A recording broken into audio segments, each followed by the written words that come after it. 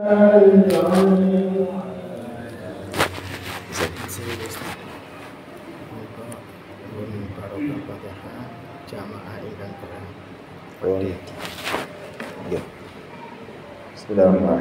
Assalamualaikum warahmatullahi wabarakatuh.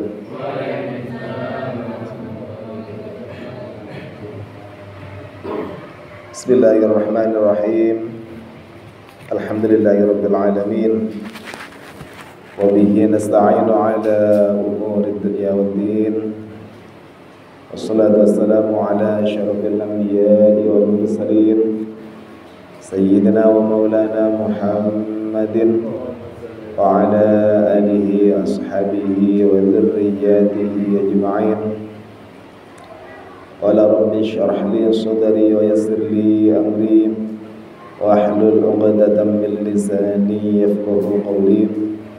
La hawla wa la quwwata illa billahil 'aliyyil 'azim. Amma ba'du.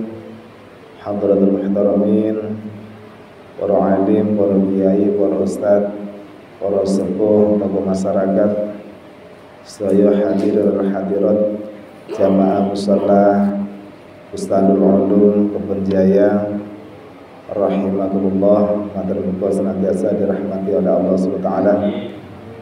Alhamdulillah, pada malam hari ini kita semua dikumpulkan serta ditakdirkan kembali bisa menghadiri majelis-majelis ilmu seperti pada malam hari ini.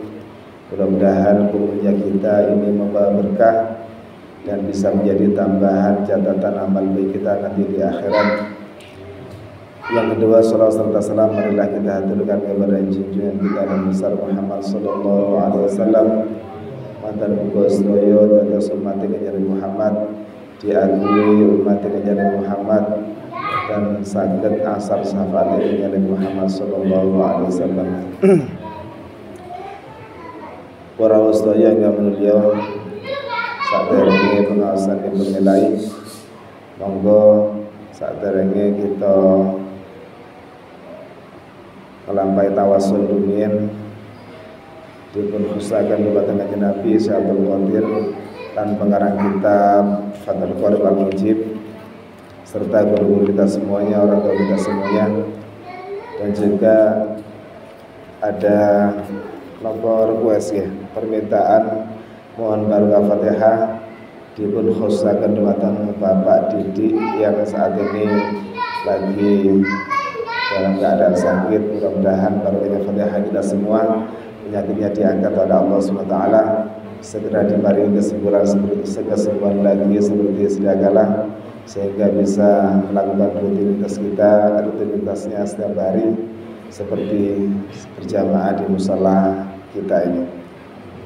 Ala hadhihi niyyah wa ala kulli niyyatin shalihah wa ala hadratin Nabi Mustafa Sayyidina Maulana Muhammadin sallallahu alaihi wasallam wa ala alihi ashabihi azwajihi dzurriyyatihi ajma'in. Musallallahu sallallahu alaihi Syekh Al-Qadir Jilani radhiyallahu anhu wa khususillah jami'il awliya idisah wa usul ibrahim wa usul jami'il muassis jami'iyah Nahdlatul Ulama wa usul ibrahim wa usul jami'il masyayikh sagiri wa usul ibrahim wa usul Nabi Hamid bin Abdullah bin Umar Basran thumma usul muallifi hadzal kitab Fathul Qorib Mujib Al-Imam Al-Alam Ahmad bin Husain Al-Asfiyani As-Sahir bi Abi Sujar wa khusun ila akhina Bapak Didik Allahumma isfi wa ila jami' abaina wa ummahatina wa lina syaykhina wa talamidina wa auladina wa dzurriyyatina wa dhabihu alaina ولجميع المسلمين والمسلمات والمؤمنين والمؤمنات بنية الدعاء والقبول شيء لله لنا وله الفاتحة. أعوذ بالله من الشيطان الرجيم. بسم الله الرحمن الرحيم. الحمد لله رب العالمين الرحمن الرحيم مالك يوم الدين إياك نعبد وإياك نستعين اهدنا الصراط المستقيم صراط الذين أنعمت عليهم غير المغضوب عليهم ولا الضالين. ربي اغفر لي ولوالدي وللمؤمنين آمين. Madar muga maos Fatihah kita dimenterami kepada Allah SWT. Amin amin Allahumma amin. Para rawuh sedaya ingkang mulya, alhamdulillah suasana dunia khususnya di Indonesia, khususnya lagi di Kota Pasuruan, pandemi berangsur-angsur mulai membaik. Kabar terakhir di Kota Pasuruan niki sampun level kali. Matur muga levelnya telas daya nggih. Insyaallah levelnya telas daya berarti sudah dianggap normal kembali. Sehingga anak-anak kita ini bisa bersekolah seperti sedia kala, dan mudah-mudahan korban-korban COVID yang selama ini banyak berjatuhan mungkin tergolong sebagai orang yang mati dalam keadaan mati syahid. Keranten di antara macam-macamnya orang yang mati syahid, yaitu mati yang terkena wabah. Corona ini juga termasuk wabah. Biasanya wabah nomor itu tahun. Samakin mungkin gantos generasi atau gantos istilah, yaitu wabah virus corona. Bentar muga segera diangkat oleh Allah SWT. Dan yang meninggal mudah-mudahan semuanya husnul khotimah. Kita yang saat ini yang diselamatkan oleh Allah SWT ini harus banyak-banyak bersyukur, karena kita masih dikaruniai umur yang panjang. Karena termasuk orang yang baik yaitu man tala umruhu wa hasuna amaluhu. Manusia yang terbaik yaitu manusia yang umurnya panjang dan baik perbuatannya, baik amalnya. Oleh karena itu kesempatan umur yang oleh Allah Ta'ala diberikan kepada kita semuanya ini harus kita pergunakan dengan semaksimal mungkin. Kita gunakan untuk memperbanyak perbendaharaan pahala untuk bekal kita di akhirat nanti. Karena napa para rawuh, karena kehidupan akhirat ini tidak sama dengan kehidupan yang ada di dunia. Kehidupan akhirat itu sifatnya nafsi-nafsi dan umurnya panjang, tidak ada batasannya. Lek di apa niku, lek di bahasa di Al-Qur'an khalidina fiha abada barang nggih. Oleh karena itu kita yang saat ini masih diberi kesempatan ada umur di dunia, di mana dunia ini adalah tempatnya kita untuk memperbanyak perbendaharaan pahala, mari kita perbanyak. Di antaranya seperti kumpulnya kita pada malam hari ini dalam rangka kita selain untuk mencari ilmu, ini juga mencari pahala. Julusuka sa'atan fi majlisil ilmi khairum min alfi rakaatin. Nanti kalau sampai akan ya, duduknya kalian sesaat di majelis ilmu itu masih jauh lebih baik daripada kita melakukan sholat sunat 1000 rakaat. Mari kon tambahin malih masih lebih baik malih ketimbang nyolati mayit 1000. Mayit itu 1000 niki. Masih lebih baik lagi daripada kita berkunjung ninjo tiang sakit atau jenguk tiang sakit, 1000 tiang sakit. Saking agengnya pahalanya orang yang sedang mencari ilmu, terutama ilmu agama. Makanya ketika orang itu mencari ilmu agama lalu dia ditakdirkan meninggal, dia meninggalnya dalam keadaan mati syahid. Insyaallah husnul khatimah. Kehidupan di akhirat ini kalau kita ibaratkan di dunia, contohnya panjenengan menawi badhe teng Jakarta niku butuh sangu kathah napa sawu gedhe? Kathah ya. Kalau kita punya sangu yang banyak, ingkang kathah, kita bisa memilih mau naik apa kita.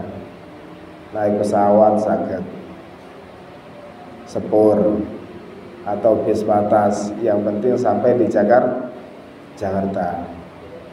Ketika sudah ada di Jakarta, ketika sangunya banyak, kita bisa memilih untuk menginap di hotel. Lek sangune kata, lek mboten kada sangu, film wonten di jembatan begini. Terus bidal teng Jakarta, sangune sangu bondo nekat. Ndak duwe sangu budal mawon teng Jakarta. Akhirnya wonten Jakarta Bandung. Itu kehidupan kita yang ada di dunia. Pada tang putih-putih butuh sangu. Napa malih kehidupan kita yang ada di akhirat nanti. Sangu niku adalah sebuah keniscayaan yang harus kita perbanyak agar perjalanan kita di akhirat ini bisa selamat. Napa sing dimaksud perjalanan di akhirat niku? Ya, dimaksud perjalanan akhirat yaitu perjalanan kita setelah hari kebangkitan untuk menuju ke surganya Allah Ta'ala. Itu ada makhluk yang harus kita lewati, yaitu yang bernama Shiratal Mustaqim, yang panjangnya ini kalau ditempuh dengan perjalanan jalan kaki ini bisa ribuan tahun, sanes kilo, ribuan tahun panjang, saking panjangnya. Diibaratkan malih alite kados benang ditugel dados pitu ya. Dados penting ketinggal jembatan ini. Diibaratkan malih landepe kados silet ping pitune silet. Dados lek di cara akal niki kita mboten masuk akal kalau bisa melewati Shiratal Mustaqim. Oleh karena itu kita butuh sangu yang bisa mengantarkan kita ketika kita menaiki Shiratal Mustaqim, kita tidak sampai jalan kaki. Kita yang istiqomah ke musola ini nanti melewati Shiratal Mustaqim, kita naik musola, yang ke masjid juga naik masjid. Mari wonten sing ahli kurban juga naik kendaraan kurban yang kita kurbankan ketika Idul Adha. Tambah banyak, tambah tahun kita ini kurban, insya Allah hewan-hewan tadi itu akan menarik kita dan kita menaiki kereta. Terus yang ahli kurban tiap tahunnya, makin itu narik kata. Kita diibaratkan naik keretanya, kereta yang ditarik oleh banyak sekali hewan-hewan yang kita korbankan ketika kita hidup di dunia. Lek sawone kata insyaallah mangke saged selamat sampai tutuk di swargane Gusti Allah. Tapi lek sawone pas-pasan kait budal jeblok menan nggih. Kadang sangune nggih rati kata tapi kirang, tutuk tengah-tengah roto niku teng neraka menan. Kadang eme tutuk sangune kirang, jeblok malih, jeblok pindah. Tapi orang yang sangu atau amal ibadahnya di dunia ini banyak, kata sholate, kata istighfare, kata sholawate, makin mriko diibaratkan di Al-Qur'an itu kalbarqil khatim, seperti sambarannya kilat, secepat kilat. Terus Shiratal Mustaqim yang ditempuh sampai ribuan tahun itu bisa ditempuh hanya dengan seperti kilatannya kilat, seret ketentok bentuk. Tidak sampai mampir teng rokok. Madar muko kulo kalimayan saya ini termasuk yang digambarkan di Al-Quran kalbarqil khatim. Amin Allahumma amin. Para ustaz yang mulia, langsung teng pembahasan sing wonten ing kitab Fathul Qorib niki yaitu tentang masalah fikih, di mana fikih itu harus bergandengan erat dengan tasawuf agar ibadah kita niki mboten ngawur. Dek mriki monggo dipun tuntasaken seputar air, karena dengan air kita bisa bersuci. Ketika bersuci kita ini sudah memenuhi syarat, sudah memenuhi syariat, maka kita sholatnya ini berarti sudah dapat tiket, kita ini bisa sholat. Tapi kalau bersucinya, cara wudhunya, cara menghilangkan najis ini sudah keliru, walaupun sholat kita kata, sholat kita tidak sesuai dengan fikih. Salat yang tidak sesuai dengan fikih niki berarti mboten sah. Kalau salatnya mboten sah, maka tidak dianggap salat. Contohnya ketika salat ada najis, tidak tahu kalau najis itu bisa membatalkan salat, diterusaken mawon. Akhirnya salatin dianggap tidak sah. Sampai ada ungkapan naumul alim khairum min ibadatil jahil. Tidurnya orang yang alim, maksudnya yang ngerti agama, ngerti fikih, itu masih lebih baik daripada ibadahnya orang bodoh. Ibadahnya orang bodoh.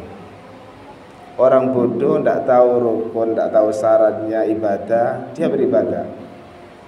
Sholat tidak tahu kalau wudhu itu batal, dia terus sholat. Apa kira-kira sholatnya diterima? Kan boten nggih. Tapi ketika ada orang ngerti tidak melakukan ibadah, dia tidur dia niati agar nanti ketika beribadah itu nggak ada kekuatan, maka tidurnya yang awalnya hukumnya mubah niki gantos menjadi sunat, asal ganjaran. Film tok asal ganjaran kalau diniati agar kuat beribadah.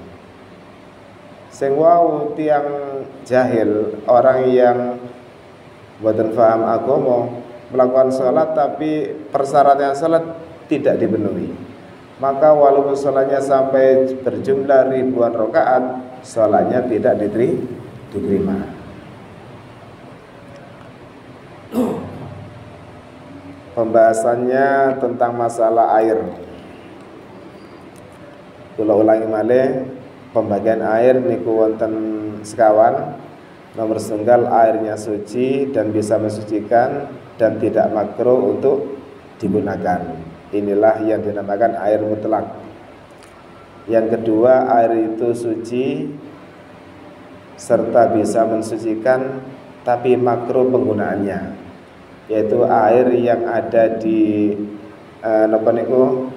di luar rumah, terus terkena sinar matahari, wadahnya tidak terbuat dari emas atau perak. Ketika masih dalam keadaan hangat kita buat wudhunya dikatakan sah tapi makruh hukumnya. Wudhu sah, mutawadzal menghilangkan najisnya ical, tapi makruh. Sesuatu yang makruh itu harus kita tinggalkan. Itu kalau dibuat untuk wudhu atau mandi wajib maksudnya ya, atau untuk menghilangkan najis. Tapi kalau digunakan untuk mencuci pakaian atau mencuci sepeda, mencuci mobil, boten makruh. Niku pembagian sing nomor kali. Sing nomor 3, wal qismu tsalits tahirun fi nafsihi wa ghairu mutahhirin li ghairihi. Air yang suci tapi tidak bisa mensucikan pada yang lainnya. Tidak bisa dibuat untuk bersuci. Bersuci niku bisa jadi menghilangkan hadas baik besar maupun kecil ya, atau menghilangkan najis. Airnya suci tapi tidak bisa menghilangkan hadas atau najis. Ini namanya apa? Wa huwa al-ma'ul musta'malu. Inilah yang dinamakan air mustakmal. Mustakmal niku lek bahasa kasare tuyo karen-karen. Karene napa? Karene damel ngilafi rafi hadasin, karene damel ngicalaken hadas, au izalati najisin atau menghilangkan najis. Dados wonten tiyang wudu kale krantane napa ndek nisor diwadahi. Marwan disalap mangke damel wudu. Niku mboten sah. Kenapa? Karena airnya air mustakmal, pernah digunakan untuk bersuci. Atau air yang pernah digunakan untuk menghilangkan najis. Sing kula contohaken wonten ing tengah-tengah musala niki wonten tembelek nggih. Cara mensucikan tembelek diicalaken sedaya sehingga rasanya hilang, baunya hilang, warnanya hilang. Diserbeti pun sampai bersih. Apa itu dihukumi suci? Belum. Cuma dihukumi bersih. Bersih niku belum tentu suci. Caranya agar bisa suci digambir kali tuyo. Digambir ketik mboten apa-apa. Pokoknya dialiri air. Airnya itu mengalir, mboten ngembang. Seret ngeten tok. Maka aliran air yang tadi sampai diam di pinggir sana itu namanya air mustakmal. Niku didamel wudu mboten saged. Didamel ngicalaken najis lintu mboten saged. Niku namanya air mustakmal. Kalau air mustakmal niku mlebet teng jeding, dados wonten tiyang wudu wonten nek jeding kali tangan nggih. Sret ngaten. Roto malih teng jeding malih. Ditingali jedinge. Jedinge niku sudah 2 kolan napa dereng ukurannya. Ukuran jeding 2 kolan niku panjang, lebar, dalam niku serba 60 cm. Berarti setengah meter lebih ya, 60 cm. Kalau lebih tambah saya nih. Asalkan lek ngepres niku tuyone kedah pol. Walaupun jadinya sudah menusaran 60 tapi serba 60 tapi jadinya tuyone mboten pol. Berarti kirang kali kolah. Datang jenengan lek wudu teng jeding sing ngepres 2 kolah. Niki lek dipundhut tuyone berarti kan kirang kali 2 kolah ya. Niku lek ngepres. Tapi kalau lebih dari 2 kolah jenengan wudu tuyone niku roto malih teng jeding. Niku mboten masalah. Berarti air mustakmal campur dengan air mutlak. Mboten napa-napa niku. Asalkan ketika wudu prakteknya sisa jatuhnya air niki mboten ditamani malih jenengan. Dados praktek ngenten. Ya ini mboten ketinggal ya. Mondo tuyo sret ngeten. Karo to niki nggih. Niki pun dipundhut malih tetesan niki. Mundhut tek ngajeng ngeten. Sret. Terus ngeten. Sing mboten asal wudu sret ngeten mareten rotone basuhan pertama niki niku dipundhut malih jenengan. Dibasuhaken malih. Niku air mustakmal niku. Mboten asal. Lek mboten asal berarti mboten memenuhi syarat. Dados ngambil yang di depannya atau di pinggirnya. Sekiranya yang jatuh tadi itu mboten dipundhut malih. Sing pas jatuh lek pun campur ya ngandhapi mboten apa-apa. Niku catatannya kalau jedingnya 2 kolah lebih. Kalau jedingnya kurang dari 2 kolah, maka air mustakmal tadi itu ketika memasuki jeding yang kurang 2 kolah, niku dados mustakmal sedaya. Kalau mustakmal sedaya masuk pembagian yang ketiga yaitu thahirun fi nafsihi wa ghairu mutahhirin li ghairihi. Air yang suci tapi tidak bisa mensucikan pada yang lainnya. Boten asal damel wudu. Carane kersane asal damel wudu jenengan poli sampai amber-amber. Berarti amber ini menghilangkan air mustakmal tadi niku. pol walaupun jadinya kurang 2 kol lah dipoli dados suci menan. Niku lek air mustamal. Aslinya air mustamal iki air yang digunakan untuk menghilangkan najis lahir batin. Najis lahir niku berarti jenengan enggak ada hadas. Hadas itu najis aslinya ya. Tapi secara batiniah. Lek najis zahir nggih kotoran niku. Termasuk tebelek, oyo barang niku. Niku najis yang kita ketahui saat ini. Aslinya kita berhadas niku najis.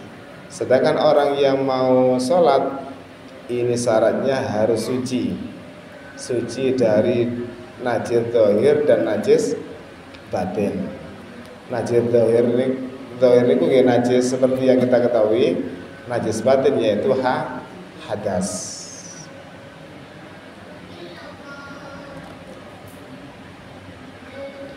Kalau air mustamal dibuat untuk masak terus pundi? Kan airnya suci, tapi tidak bisa mensucikan. Apa masak butuh mensucikan? Kan betul ya. Dadi jenengan damel wedang niku damel air mustamal. Betul apa? Airnya suci. Jenengan contohnya wudu diwadahi. Mungkin karena apa? Jarang ada air di pegunungan, terus bekasnya air wudu kita diwadahi. Mari wonten di napa? Di damel wedang. Mboten napa-napa. Keranten hukumnya suci. Sing mboten saged didamel bersuci untuk menghilangkan hadas atau menghilangkan najis. Monggo seputar air mustamal iki kita tuntasaken menawi mboten menawi wonten sing mboten paham monggo ditanglet-tanglet. Ibu-ibu mboten napa-napa monggo ibu-ibu. Keranten napa niku masalah najis niki masalah yang harus benar-benar kita pahami. Karena syaratnya kita melakukan sholat ini tidak boleh najis, tidak boleh membawa najis. Kalau kita sholat membawa najis berarti sholat kita niki boten diterami atau tidak sah. Contohnya panjenengan mungkin ketika mencuci baju niku damel mesin cuci nggih. Pun sampai sing mlebet teng mesin cuci niku ada pakaian yang najis, ompol contohnya.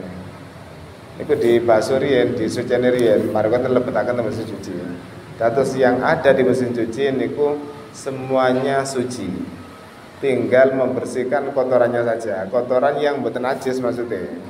Kan tidak semua yang kotor itu najis nggih.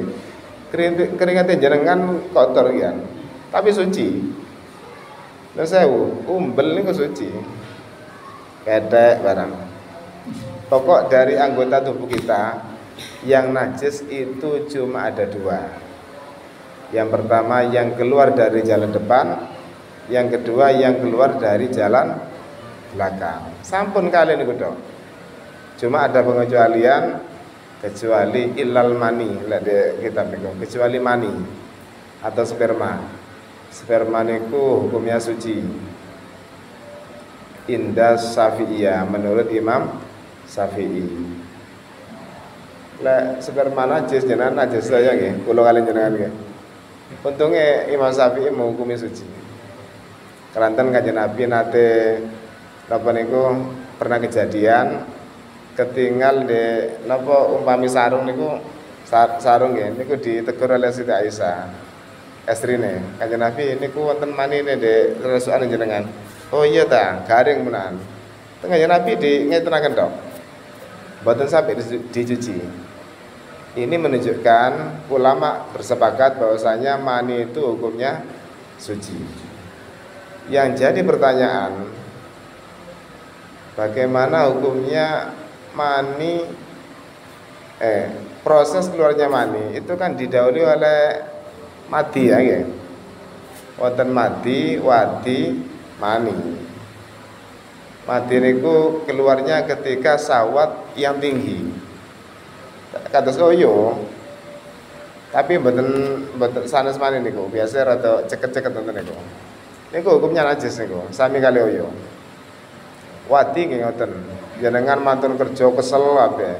Maroten istirahat meneng ngeten. Niku medal kadang. Medal karena terlalu capek. Niku wadi niku. Niku hukumnya juga najis. Yang suci cuma mani. Tapi proses keluarnya mani kan melalui syahwat yang tinggi nggih. Berarti didahului dengan keluarnya mati. Oleh karena itu diambil jalan tengahnya. Lebih baik kita ketika ada mani yang ada di sarung kita, tidak usah dibuat untuk sholat. Khawatir proses keluarnya mani tadi itu didahului oleh mati. Mati ini pun najis hukumnya. Dalane nggih sunggal kan nggih. Mosok dalan kali mati kali mani kan mboten nggih.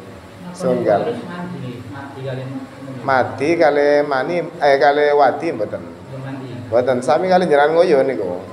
Tapi kalau mani wajib. Tapi masalah mesin cuci. Nggih, mesin cuci. Kotor dimasukkan ke bahan piring. Nggih. Disukan sabun kali toyo terus diweling dibuang. Nggih. Buang nanti di air baru apa mesin cuci ya. Niku wau sing kotor wonten najis e mboten. Nah gini. Lah niku mboten semrap ya. Keranten untuk menghilangkan najis niku dibasuh. Sanes diputer wonten niku. Dibasuh dari atas ke bawah turun ke bawah.